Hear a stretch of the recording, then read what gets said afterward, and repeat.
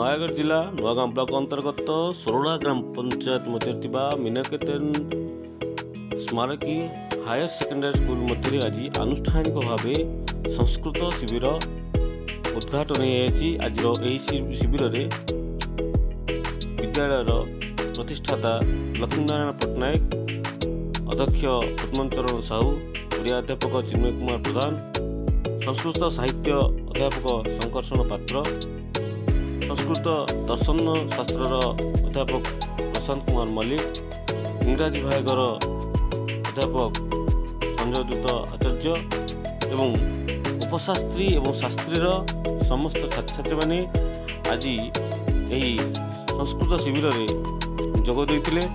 आनुष्ठानिक भाव में लक्ष्मीनारायण पट्टनायक सभागृह ठाकुर पाखरे फूल चंदन दे यही शिविर को आरंभ करते एवं समस्त उपशास्त्री एवं शास्त्रीर समस्त छात्र छात्री यही शिविर जोग देइछन्ति।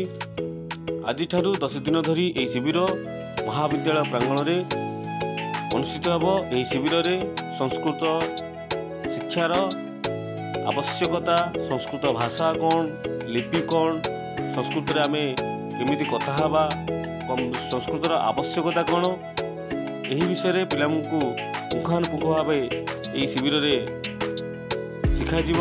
तसहित अतिथि मानकु मध्य बाहर निमंत्रण कराजिव जे कि संस्कृत भाषा साहित्य उपरे पुंखानुपुंख भाव पिलांक पाखरे उपस्थापन करिवे।